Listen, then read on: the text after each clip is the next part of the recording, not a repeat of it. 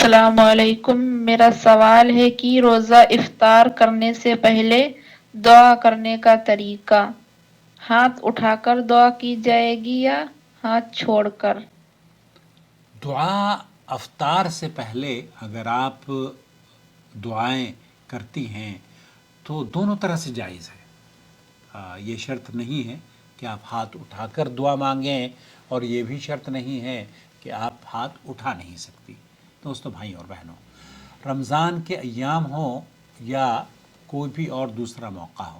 آپ دعا کے لیے اللہ کے رسول صلی اللہ علیہ وسلم کی یہ حدیث ابو داؤد اور ترمذی وغیرہ میں موجود ہے۔ آپ علیہ الصلوۃ والسلام نے فرمایا کہ تمہارا رب بہت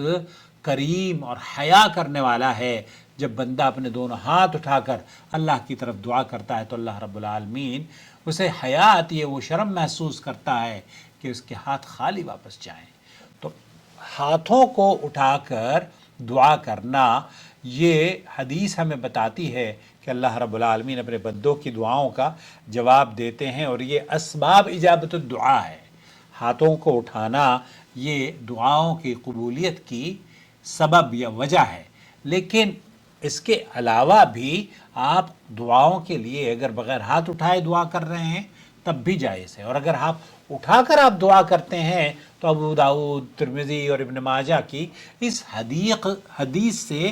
آپ مصداق بنتے ہیں کہ اللہ کے رسول صلی اللہ علیہ وسلم فرماتے ہیں کہ آپ کا رب وہ حیا محسوس کرتا ہے کہ آپ ہاتھ اٹھائیں اور آپ کے ہاتھوں کو وہ خالی چھوڑ دے۔ تو ہاتھ اٹھا کر دعا مانگیں، اللہ تعالیٰ آپ کی دعاؤں کو قبول کرے۔ البتہ اگر آپ یہ جاننا چاہتی ہیں کہ روزہ افطار کرنے، دیکھیے بہت سارے لوگ یہ غلطی کرتے ہیں کہ کھانا کھانے سے پہلے ہی وہ دعا پڑھتے ہیں، اللہم انی لک صمت و بک آمنت و علیک توکلت و علی رزقک افطرت، اور وہ پھر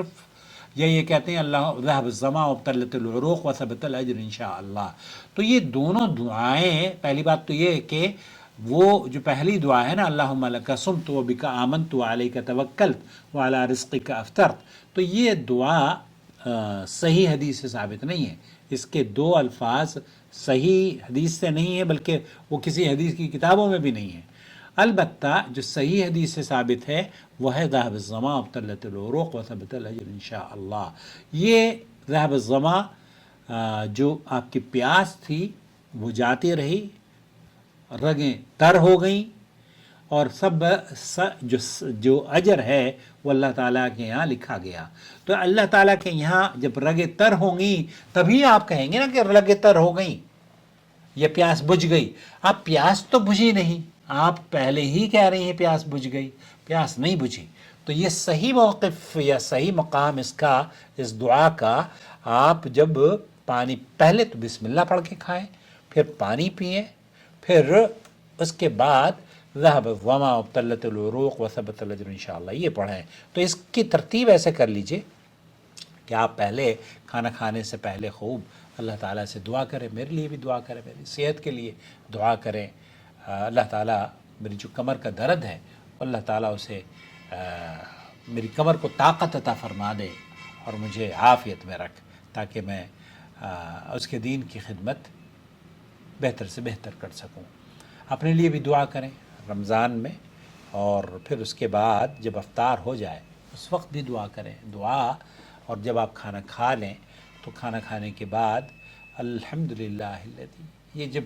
ہمارے نبی کریم صلی اللہ علیہ وسلم نے بشارتیں دی ہیں، آپ کھانا کھا لیں اور کھانا کھانے کے بعد الحمدللہ الذی اطعمنی ھذا ورزقنیہ من غیر حول منی ولا قوہ، یہ الفاظ کہیں گے تو اللہ کے رسول فرماتے ہیں کہ آپ کے سارے گناہ اللہ تعالیٰ بخش دیتا ہے، عام کے عام گٹھلیوں کے دام۔ اس طریقے سے اپنی دعاؤں کو، اور کسی مہمان کے آپ کہیں پر کوئی مدعو کرے، آپ کو افطاری کی دعوت دے، افطاریوں کی دعوت بھی دیا کریں، اللہ تعالیٰ ہمت دے۔ ہمارے یہاں ایک زمانہ تھا، مجھے یاد آیا، میں سوچ رہا تھا کہ ہم روزانہ لوگوں کو مدعو کیا کرتے تھے، لیکن اب چونکہ اہلیہ اس لائق نہیں ہیں کہ کسی کو مدعو کریں اور خدمت کریں۔ بعض مرتبہ تو مجھے بڑا عجیب لگتا ہے کہ میں اس روم میں ہوتا ہوں نا، تو کوئی گیسٹ آ جاتا ہے، اس کے لیے چائے پانی کا، اب کوئی بھی بچہ نہیں ہے، اسکول گئے ہوئے ہیں سب، نوازیا جتنے بھی ہیں سب، تو بڑا مشکل ہوتا ہے۔ تو اس لیے میری صحت کے لیے دعا کریں تاکہ میں جلد از جلد صحت یاب ہو جاؤ اور میں اس چینل کا جو کام ہے وہ کرتا رہوں. شکریہ. شهر رمضان الذي أنزل فيه القرآن